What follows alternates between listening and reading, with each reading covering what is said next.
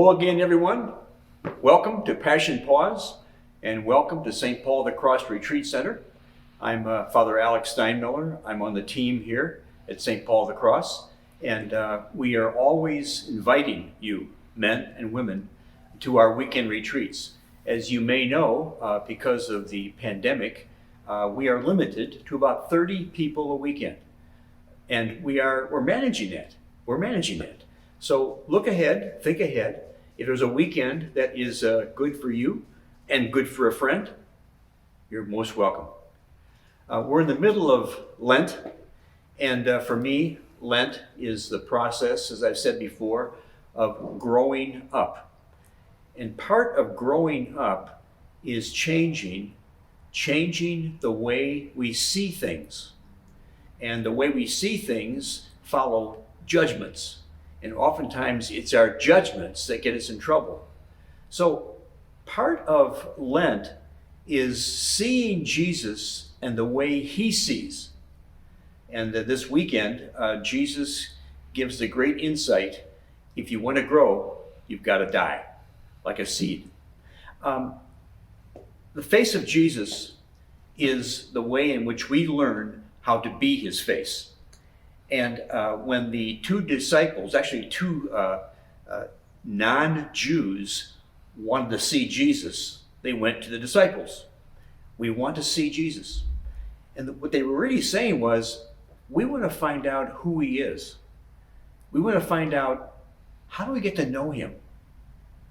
Isn't that our same desire? Obviously, Lent is getting to know Jesus more closely. Some people get so caught up into sacrifices and giving things up, Lenten penances, that they forget the real reason for all this is to let go of distractions to get to know Christ better. So I have a story which helps me understand what it means to see differently. Back in 1962, Eunice Shriver invited 50 children who had intellectual disabilities together to her home. And she had this huge yard which could accommodate 50 children.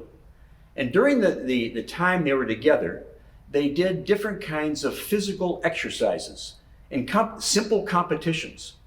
And apparently it was remarkable. So remarkable, this is back in 1962, now in 2021, there are 170 countries, over 4 million children who are involved in Special Olympics. And Eunice Shriver's grandson, who now is the CEO, Steve Shriver, told this story about a photographer who came to the Yale Bowl back in 1995. And they had the Olympics there at the Yale Bowl. And the Yale Bowl is an old building and rather porous when it comes to security, because President Clinton was coming. He was going to make it the first time a president ever attended the Special Olympics. So they had to put Clinton in a high area where he could oversee the games. Well, when the children came in, they were told that President Clinton was there. And they were all given a little camera. Now, these disposable cameras, which are now outdated, but they all had their own individual disposable camera. And as they were coming into the stadium, and there's a roaring of the crowd, and these youngsters were overwhelmed by the greeting they got, they saw President Clinton on his stage overseeing the games, and they were just mystified. And they all took their cameras and began to look through the lens at President Clinton. And a photographer noticed that a lot of these children were looking through the lens backward. They were looking through this camera lens, and the photographer was saying, wait, these kids don't know what they're doing. They don't know what they're doing. And they're not going to get a good picture of Clinton because the camera's backwards. So he went around and tried to correct the children. But one young man said to him, sir, when you turn the camera backwards and look through the scope, you can see Clinton much better. Their whole purpose was to use that camera to see Clinton more clearly, backwards, and yet it was forward. And that's Christian life. Christian life is the ability to see things in a different perspective. And that's what Lent is all about. Is there some area of your life where your sight has become blocked, where your sight has become overrun by glaucoma, spiritual glaucoma?